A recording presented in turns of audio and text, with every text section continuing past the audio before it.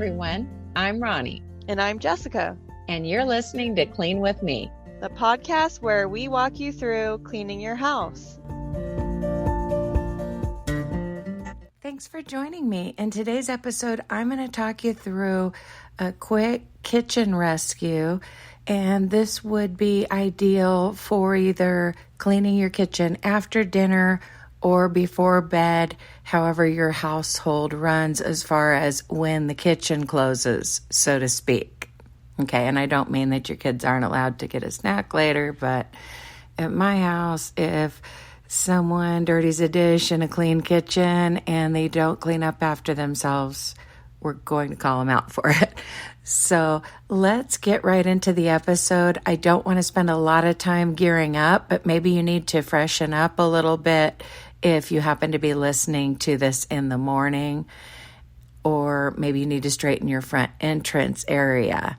But that having been said, this is more of an evening cleaning session episode. So, of course, listen to it anytime, but that's what I'm gearing it for.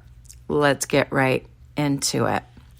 The first thing that I do before any kitchen cleaning session is gather up dishes from around the house. At least I try to do it. Sometimes I forget, but maybe there's a glass on your nightstand, your spouse's nightstand. Maybe there's a bowl in a teenager's room, or maybe somebody forgot to clear their plate off the table, something like that. It's time to gather all that stuff to the sink area. Now, last night, a little after dinner, but sometime before bed, I went in to close the kitchen, so to speak, meaning that final clean. And I really didn't feel like doing it. And kind of what the words that came to my head were, thug it out. Yes, you heard me right. I've heard a couple of my kids using that term when they have to just push through and do something that they don't feel like doing. So maybe you don't feel like cleaning up your kitchen at the end of the day, but I encourage you to just thug it out, push through it, and get it done. But one of the reasons why it felt overwhelming had to do with just the visual clutter. There really weren't that many items to wash because, we do dishes throughout the day. And I've talked about this in other episodes.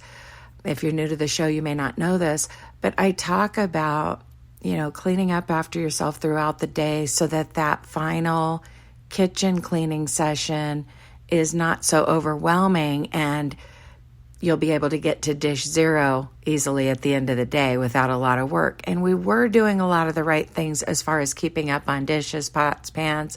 So there was not a ton of stuff. It was not what I would call a disaster. However, it felt a little overwhelming because of other clutter that was out. So kind of the next new leaf I'm planning to turn over is to get better about putting items away, whether it's a container, like a canister of flour or seasonings or something like that, or, empty food packaging. I'm pretty good about throwing away obvious trash like empty food packaging, paper plates. That's something I get on the kids about. But what I've noticed in myself is sometimes I leave things out that I don't really consider a mess. For example, when I went to make my little coffee drink this morning, I like to make a little cold drink in the mornings, and it involved like the bottled Stoke cold brew, a scoop of Ovaltine and a scoop of sugar, and then some milk. Some of you are cringing, but that's what I was having this morning. And there was a slight temptation to leave the sugar canister out. Usually I have a small sugar container at my coffee station, but it's misplaced and I haven't replaced it or found it. So I've been just kind of dipping into that bigger canister. But I was tempted to leave out the canister and the Ovaltine. So yeah, I just thought, you know what? This is why sometimes my kitchen feels overwhelming, because I leave these random items out after using them. Maybe this isn't relatable for you. Hopefully right now, some will relate though. Hopefully by now you've gathered up dishes from around the house. Of course, it's time to put away any clean dishes before you do your dishes. Maybe you need to empty a drying rack or the dishwasher before you start actually washing the dishes. But that's just something that I've noticed about myself. Obviously, the main work in the kitchen that makes it feel kind of daunting or whatever is washing dishes, pots, and pans. Wiping the surfaces is easy. It kind of comes naturally after, doing the dishes. Doing the dishes is one of those springboard chores. Jessica called it in a recent episode. She called this phenomenon like domino chores, just things that once you get those done, you're going to continue working. That's what it's like to do dishes. But what I need to work on is not leaving any items out that don't belong, because then I'm having to put those away during my dishwashing session. That makes it seem like a bigger job, and it can lead to procrastination or just thinking this is going to take too long, I don't have time right now, or whatever. So just a thought there. Work on keeping visual clutter to a minimum. Keep your countertops streamlined. Put things away as you use them consistently. And of course, it may not be you that's leaving the items out. If you have kids who are old enough to make something where they're getting things out, of course, they're old enough to put them away when they're done. So just a thought there. I realized that a couple of the recent bonus episodes, just be working on your dishes. Maybe you need to do an empty reload and run of the dishwasher or start that sink load. Just work on your dishes, whatever that means for you. And then, of course, once you're done with the dishes, clean the surfaces of your kitchen from the top down. Wipe down your cabinets, countertops, stovetops, clean out your sink, wipe down the fronts of your appliances like your dishwasher, your microwave, your refrigerator. You know what to do, and then end with a sweep. Just be working on your kitchen. We all have different things to work on in the kitchen. But I realized that the last couple of bonus episodes for financial supporters / subscribers have been geared toward parents with school-aged kids or babies, toddlers, just kids in general. Don't worry, the next bonus episode will have nothing to do with kids, because I realize that not all of you are in that season of life. You may not have kids, or your kids could be grown. So I get that.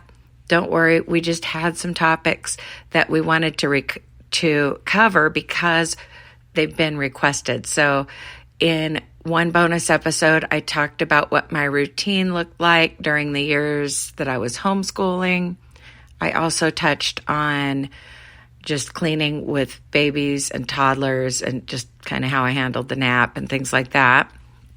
And then in our most recent bonus episode, which is just an amazing, groundbreaking episode, Jessica literally talks a child through cleaning your room. She kind of estimated that it would be good for a child, toddler through 8 years old. One of our listeners wrote in that her 9-year-old cleaned along with the episode. So there is that episode for young children. I did one in the past with my son, Justin. I'm not sure how old he was at the time. I'd have to go back and look at when it was recorded. But there's another room cleaning episode with him.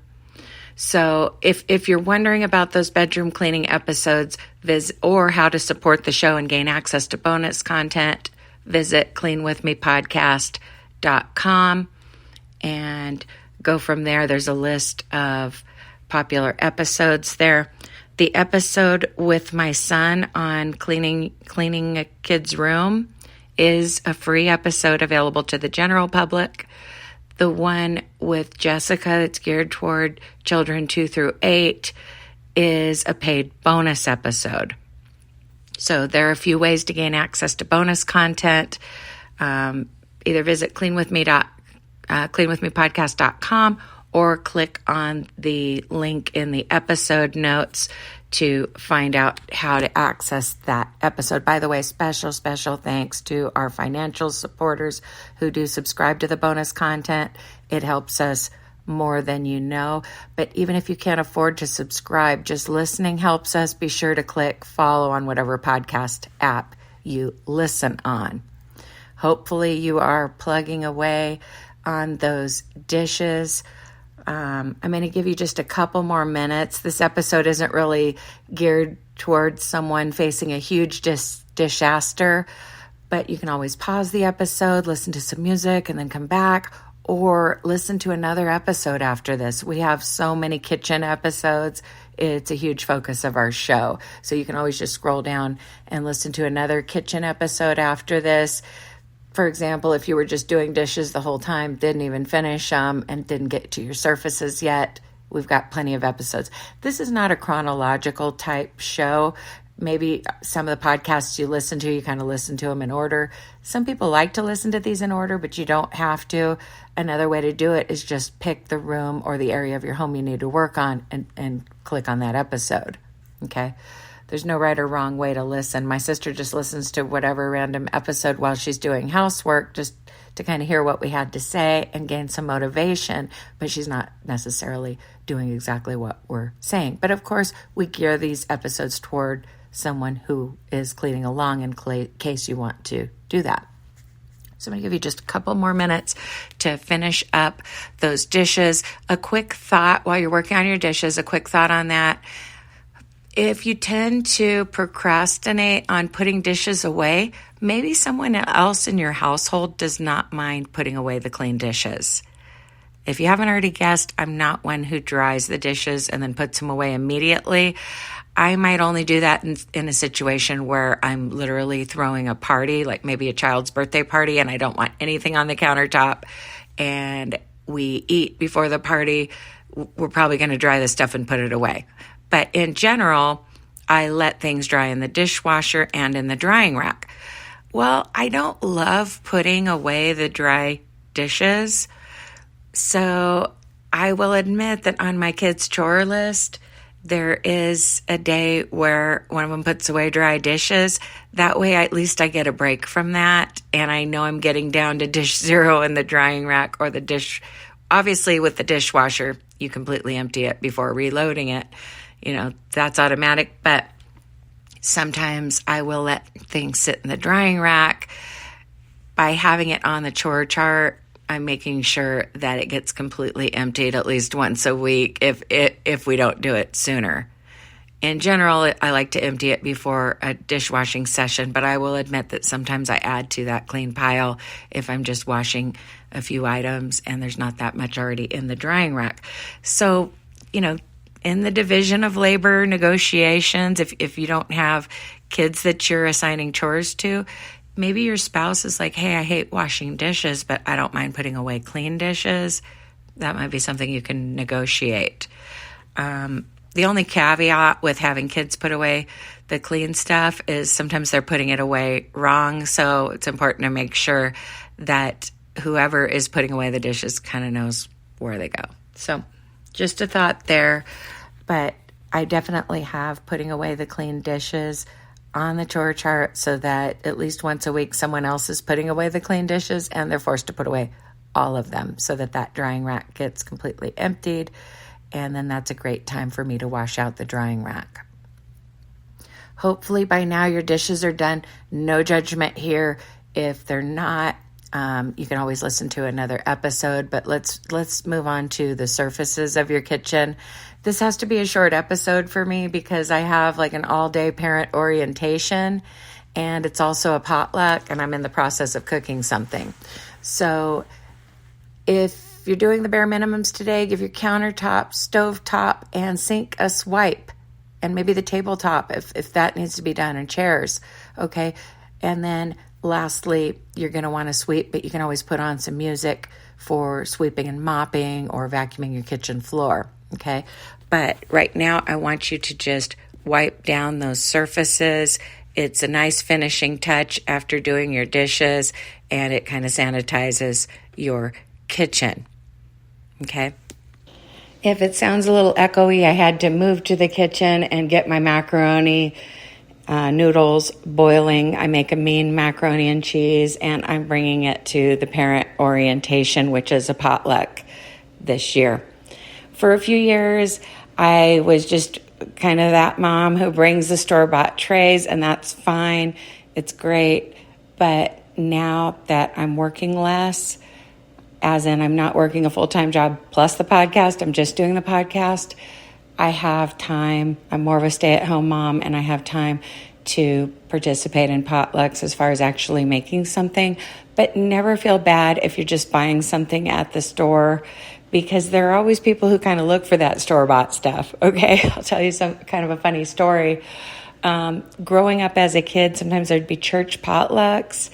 My dad is super picky, and he's super squeamish about eating other people's food where he doesn't know the ingredients or maybe the conditions of their home or whatever. He would always go for the store-bought items, and he would kind of talk about it in the car and stuff, where, if he sees like a bucket of KFC chicken or, a pie that's like in the package from the grocery store or something, those are the items that are going on his plate. And I sometimes have that same tendency. I like to know who made something before I partake of it. But this is kind of an upscale school, so I definitely trust the food at the potluck. But churches can be another story, folks. You got to be careful. Like even one of our pastors, I say one of our pastors because we go to church in two different towns because we kind of travel back and forth to the DFW area. But one of our pastors once literally said from the pulpit, there are certain crock pots that I just know to avoid. Yeah, that kind of freaked me out. So at that church, I'm looking for the store-bought stuff, or I'm asking the pastor and his wife what they made, or another trusted friend in the church. Hopefully I'm not coming across as a snob or anything. It's a legitimate fear. It's the way I was raised. I wanted to tell another story, but I'm going to save it for the next episode because I've got to focus on my macaroni and cheese now. Thank you so much for listening. I appreciate each and every one of you. And as always, happy cleaning. I'll talk to you in the next episode.